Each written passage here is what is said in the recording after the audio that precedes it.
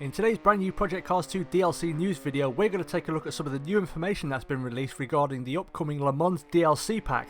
It's quite a bit to get through, so let's get started.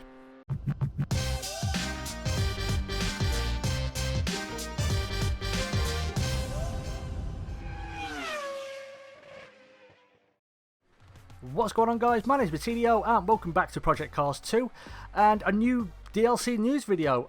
So it's been a while since we've done one of these. I've been thinking about it for the last 2 or 3 weeks about getting a new video out, but there's not really been a whole lot of information beyond speculation with regards to the next DLC, which we knew was going to be a Le Mans centered DLC until yesterday, basically, because there was a Reddit post on one of the Project Cars subreddits, I think it's called, or whatever. I'm not really up on Reddit, and it basically directed you to a Microsoft Store listing, which basically has the Project Cars 2 Spirit of Le Mans DLC pack.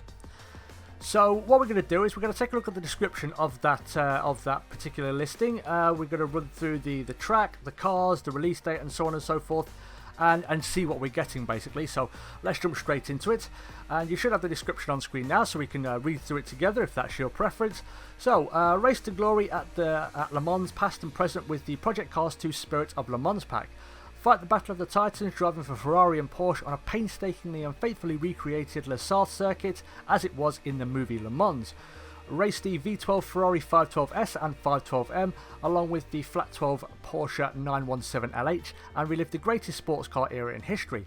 Then fast forward to now and fight for victory with 4 of today's high-tech endurance heroes: the Toyota TS050 Hybrid, the Porsche 919 Hybrid, and 2 of Audi's all-dominant racers, the high-grip Audi R18 from the Fuji 2016 race and the high-speed Audi R18 from the Le Mans 2016 race. Yesterday and today's heroes on the legendary Circuit de la Sarthe. This is the Spirit of Le Mans. So there we go, that's what we're going to be getting, and like I said, we're going to talk through the track and the cars. So we'll start off with the actual track first of all. So yeah, we've been kind of umming and ahhing about what we're going to be getting in this DLC, and more to do with the track and what era, because we know that the Le Mans track has had so many different changes and little bits and bobs here and there, but now we know it's going to be the 71 sort of layout. The Le Mans movie was released on well, it was released in 1971 basically, I believe, so it's going to be the 70 layout, I think. So yeah, I mean, I've got an image on screen now, and I think this will be the layout, or very close to it. So as you can see, the opening part of the lap is a lot more straightforward. Then we've got a completely untouched Mulsanne straight, which we're all hoping for.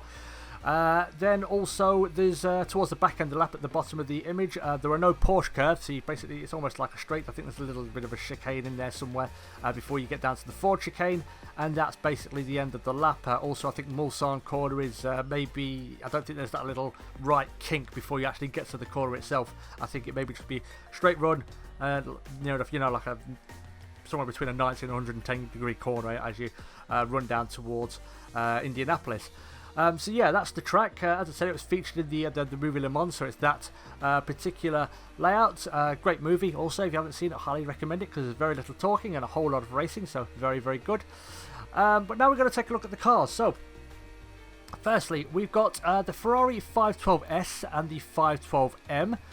And I think the differences between these cars is the 512S, I think, was debuted in 1969, but there was a raft of problems with it, which made it kind of uncompetitive. So the 512M, the M in that 512 stands for modification.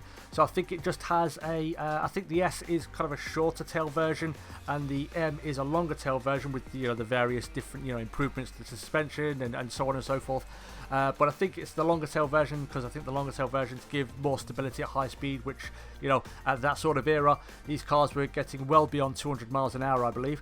So yeah, we're getting the Ferrari 512S and the 512M. Next up, the Porsche 917LH, what that stands for, Langscheck. I think it's German for long tail or something to that effect. So we've kind of known about this for a little while. We knew that we were getting at least one Porsche in this DLC, because they are the most successful manufacturer in the history of the Le Mans 24-hour race. So we've got the 917LH. This was mooted early on in when the DLC information started coming out, and considered it was a no-show in the Porsche pack that we've just had. It's kind of a kind of nailed on that we'd be getting it in the Le Mans pack. So we've got that one there. Then moving on to the more modern ones. Our car I was really looking forward to, the Toyota TS050 Hybrid. Now, it doesn't say what year it's from. Now, I think the TS050 debuted in 2016, but obviously it was there in 2017, and we've got the 2018 model. But I think the 2018 model is a little bit ambitious, so I'm going to say it's the 2017 model, which I think we're getting the car that Kamui Kobayashi spectacularly put on pole position for last year's race, breaking the track record in the process, I believe. Then we've got the Porsche 919 Hybrid, which I believe again will be the 2017 version because, well, there is no 2018 version, barring the 919 Evo, which was trying to break the record at Spa a few weeks ago. So yeah, I would imagine that it's going to be the 2017 version because that was the last involvement for Porsche in the World Endurance Championship. I think they quit after last year. And then we've got two Audis, the Audi R18 hybrid version and the high-speed version of the Audi R18. So yeah, we've got a Fuji one and the Le Mans one. Great looking car, very enjoyable, I imagine, to drive. Yeah, so there are the cars and there's the track. In terms of the actual release date, it's surprisingly close actually. They're bringing it out on the 5th of June 2018, which is a week tomorrow. So the last couple of DLCs we've had, you know, 3-4 weeks worth of notice. This we're getting a week's worth of notice, and it isn't even an actual official press release from the developers of the game. It's not an official press release. This comes from a Microsoft Store listing, so whether this will be taken down, I'm not sure. I will leave a link in the description if you want to check that out for yourselves to that Microsoft Store listing. But yeah, so not very long until the release. I was expecting it maybe a week later because that would coincide nicely with the actual week of the Le Mans 24-hour race for 2018, but again, I'm not complaining. You know, whenever they want to release it, that's fine. Now, I do have some gripes with this DLC. From what we've seen, because we've just had a Porsche DLC and we're going to be getting a Ferrari DLC, so the fact that we've got two Porsches and two Ferraris gripes me a little bit. It just grinds my gears, as Peter Griffin likes to say. Now obviously we knew we were getting at least one Porsche. As I said, it's the most successful manufacturer in the history of the Le Mans 24-hour race, but you know, I don't think we need two. The 919 would be great. You could stick one of those in one or the other and just put the other one in the Porsche pack because it is a Porsche DLC.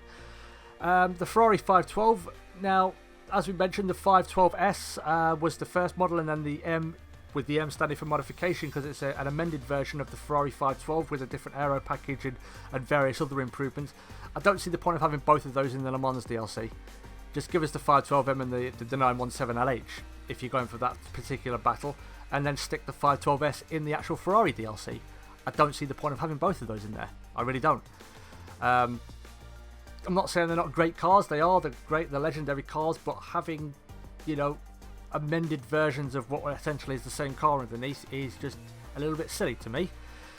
Toyota 050 Hybrid, happy with this. Fine. I'm really looking forward to trying my hand at the current Le Mans layout to see if I can get anywhere close to Kamui Kobayashi's blistering time from last season. So that's fine. We've also already mentioned the Porsche 919 Hybrid, which again it's fine. You know, I just would have liked to see one of these Porsches in the actual Porsche pack. You know, call me crazy. Now the Audis, again, I don't see the point of having two of them. I especially don't see the point of the Fuji model, because this isn't the Spirit of Fuji DLC, it's the Spirit of the Le Mans DLC. So give us the Le Mans Audi R18, we don't need the Fuji one. I don't see the point in that. I know they may have drastically different aero packages, but again, it's a Le Mans DLC, to just give us the Le Mans one.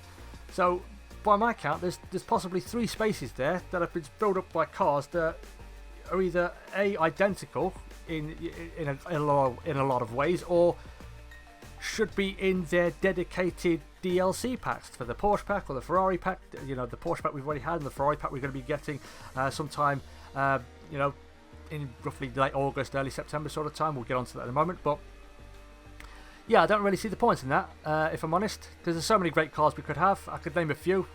A lot of people will say the 787B, which, yep, that gets a thumbs up from me. Possibly the short tail version of the McLaren F1, with the one which actually won the Le Mans 24-hour race. Maybe can round off Group C with the Peugeot 908, was it? I think it is, from like 92 or 93. That would have been fantastic to see as well. Maybe some of the the lower categories at that race at Le Mans, like the GTE Pro, like maybe the new Aston Martin that's going to be racing this year. That would have been great to see. So I think it's a little bit wasteful in terms of the spaces they have. I know it's not as easy to say, well, you should have this, you should have this, you should have this, because you've already got those manufacturers. I know it's not as easy as that, but still, I think it just maybe lacks a bit of imagination. I was really looking forward to this. There's so much scope for this pack to be absolutely brilliant, have so much variety, but it just seems a little bit samey to me. But yeah, that's basically my gripe with this DLC. Looking forward to the Ferrari DLC though. Now I've been considering when that DLC would come out, and considering this is coming out on the 5th of June, 3 months from now, it'll be around the 5th of September. However, I would imagine between the 10th and the 14th is when we're getting this DLC, because the 13th of September on Wikipedia, in the very least, is noted as the day in 1939 when Ferrari was officially founded, by Enzo, of course. So I'd imagine that week would be absolutely perfect, because I think they did the same thing for the anniversary of Porsche's first road car. It came out around, the week, however many years down the line of that release. So yeah, I'd imagine between the 10th and the 14th is when we're going to be seeing the Ferrari DLC. I'm not sure of the full information. We know we're probably going to be getting a lot of Ferraris. That's kind of clue in the name. But tracks, Mugello have been mooted. I've heard some people saying Furiano, but we're also waiting for Sao Paulo as well still. And when that's going to be actually coming, and we can only assume, given that the last DLC is going to be the Ferrari DLC, unless they go for another phase, then it'll probably be coming in that pack. But again, once we have more information, I'll probably do another one of these videos, which will probably be the last one, unless, as I said, there's another round of DLC. But yeah, that's pretty much all the information I've got for you for this video, guys. So thank you everybody so much for watching. If you did enjoy this, would like to see more Project Cars 2 or racing content from myself, make sure you hit that like button and subscribe. Also, don't be afraid to leave a comment down below. Let me know your thoughts and feelings on this DLC pack. Are you happy? Are you disappointed? What would you have liked to have seen alternatively for this DLC? Always happy to hear from you guys, so let me know in the comments. But again, guys, thank you everybody so much for watching. Stay cool, and as always, I will catch you in the next video. Peace!